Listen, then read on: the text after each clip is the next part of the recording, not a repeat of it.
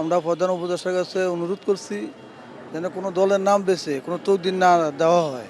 কারো নাম ভাঙ্গাইয়া কোনো অফিস আদালতে যাতে কোনো মেধাবী লোককে এইভাবে যাতে তার দিকে মূল্যায়ন করে, মানে তার মূল্যায়ন জায়গার থেকে সে যেন ওই অবস্থান থেকে যে চলে না যায়। যারা চাকরি পাওয়ার উপযুক্ত তারা যেন চাকরি পেয়ে এবং এটা বন্ধ করার জন্য বিনীত অনুরোধ।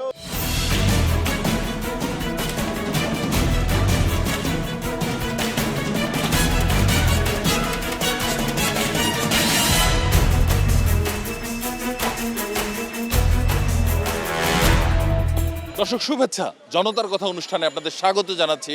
আমি আসিফ সুমিত। আপনারা জানেন জনগণের মতামত তুলে ধরতে একুশে টেলিভিশনের বিশেষ আয়োজন জনতার কথা। আজকে সাধারণ মানুষের কথা শুনতে আমরা এসেছি রাজধানীর কারওয়ানবাজার এলাকায়। আমাদের প্রত্যাশা দেশে শক্তিশালী গণতন্ত্র, আমরা চাই সরকারকে সহায়তা করতে। দর্শক, এরই মধ্যে গণমাধ্যমে খবর আসছে যে বিভিন্ন সরকারি অফিস আদালতে নানা ধরনের তদবির বাণিজ্য চলছে, অর্থাৎ পদোন্নতি, চাকরি দেয়া এবং একই সঙ্গে কাউকে বদলি, এই সকল ইস্যুতে তদবির বাণিজ্য করে অনেক লোকই কামিয়ে নিচ্ছেন কোটি কোটি টাকা।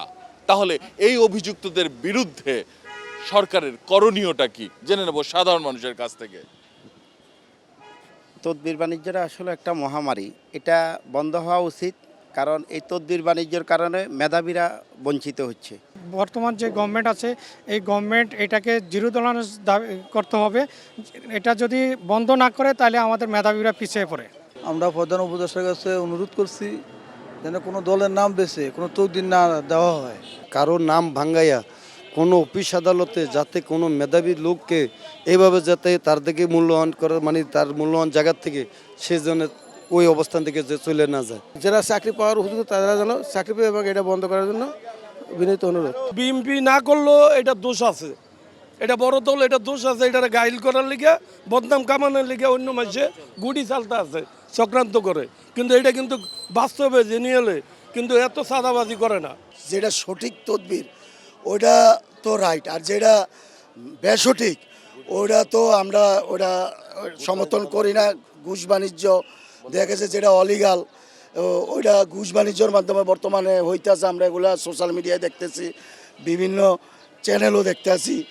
এবং নতুন করে যে ছাত্ররা যে ঘুষ বাণিজ্য জড়িয়ে পড়েছে, আমরা এটাও কামনা তাদের কাছ থেকে করি না। যে বদলি ছাঁটাই, তারপরে যে টাকা পয়সা নানানভাবে করতেছে, এগুলা বন্ধ করা হোক। তদবিরের জন্য মেধাবীরা বঞ্চিত হচ্ছে তাদের প্রাপ্য সুযোগ থেকে। অনেক ধন্যবাদ আপনাকে। দর্শক, সাধারণ মানুষের প্রতিক্রিয়া আপনারা শুনছিলেন।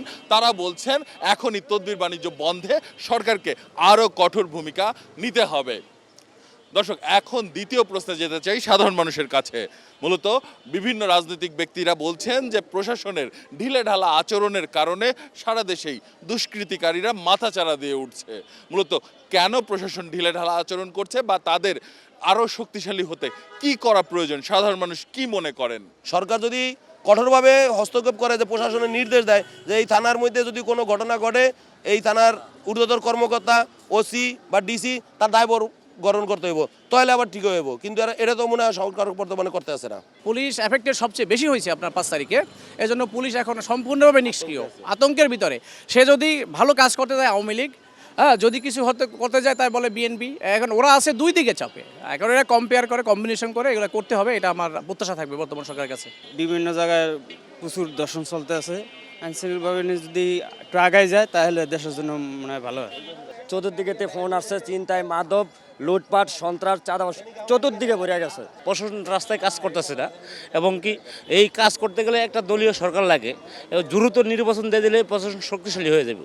গভর্নমেন্টের মনে করেন যে ভূমিকা থাকতে হবে কঠিন, যে প্রশাসন শক্তিশালী করার জন্য। প্রশাসন শক্তিশালী করতে হলে আপনার দ্রুত নির্বাচন লাগবে। দ্রুত নির্বাচন দিলে পরে প্রশাসন শক্তিশালী হবে। মার্কেটে একটা কর্মকর্তা থাকে, তাহলে মার্কেটের কথা শুনবে।